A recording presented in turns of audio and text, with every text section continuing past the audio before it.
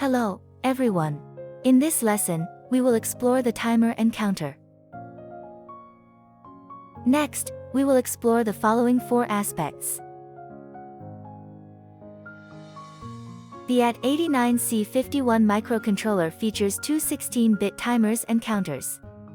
Timer T0 and Timer T1. The timing function of the microcontroller is achieved through counting. Each machine cycle generates a pulse, causing the counter to increment by 1. The application of timers involves knowledge of interrupts. It is advisable to understand the concept of interrupts before delving into timers. For instance, a 16-bit timer can count within the range of 0 to 65535. If the microcontroller uses a 12 MHz crystal oscillator, the maximum time for a single timer operation is calculated as follows. 65535 times 1/12 times 12, where one machine cycle equals 12 oscillator cycles. Therefore, the time required for the timer to increment by 1 is 1/12 m times 12, which is 1 microsecond. Consequently, the maximum duration for a single operation of a 12 MHz crystal Intel MCS 51 is approximately 65 milliseconds. Now, let's discuss the timer mode register, TMOD. The timers in the AT89C51 are controlled by 2 registers. The timer mode register, TMOD, and the timer control register, TCON. The TMOD is used to control the operating modes of timer 0 and timer 1. By setting values in TMOD, you can alter the working modes of the timers.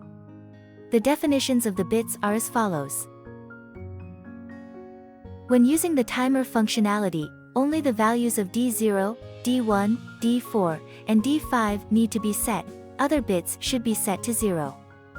Typically, Mode 1 and Mode 2 are used for timers, while Mode 0 and Mode 3 are rarely used, so we will not describe them here. First, let's study Mode 1. When D5 is 0 and D4 is 1 in TMOD, it sets T1 to Mode 1. This mode corresponds to a 16-bit timer, where TH1 and TL1 are the high 8 bits and low 8 bits of T1's initial value, respectively. The timing duration is given by 65,536 minus initial value of T1 times oscillator period times 12. Next, let's study Mode 2. When D5 is 1 and D4 is 0 in TMOD, it sets T1 to Mode 2.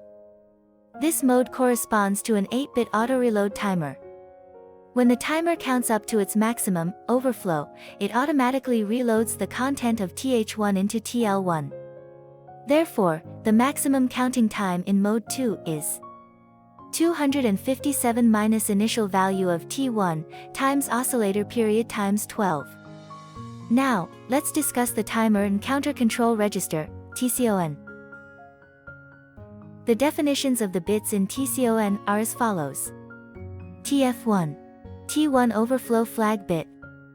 When T1 overflows, TF1 is automatically set to 1 by hardware and an interrupt request is made to the CPU. When the CPU responds to the interrupt and enters the interrupt service routine, TF1 is automatically cleared to 0 by hardware. It can also be cleared to 0 by software. TF0. T0 overflow flag bit. Its functionality and operation are similar to TF1. TR1. T1 run control bit. When this bit is set to 1, T1 is started. When set to 0, T1 is stopped. TR0. T0 run control bit. Its functionality and operation are similar to TR1. Finally, let's review the configuration of timers. When using a timer, how should it be configured to operate? The steps are as follows. The order of the steps can be arbitrary. 1. Set the values of TMOD to determine the modes of T0 and T1. For timer 0, configure 2. For timer 1, configure T1. 2. Calculate the initial value based on the desired timing and write it into TH0, TL0, or TH1, TL1. 3. If interrupts are used, set EA to enable the timer interrupts. 4. Set TR0 or TR1 to 1 to start the timer and counter for timing or counting. Today, we have studied the timer and counters of the AT89C51 microcontroller, understood the working mechanism of its two 16-bit timers, T0 and T1, and learned how timing functionality is achieved through counting. We have covered the role of the timer mode register, TMOD, and the timer control register, TCON, especially how to select the timer mode using TMOD and control the timer's start and interrupt requests using TCON.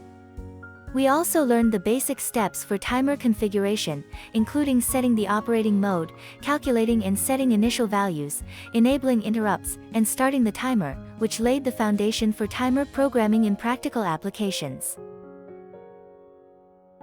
To better consolidate and deepen your understanding of this lesson, please complete the following exercises. See you next time.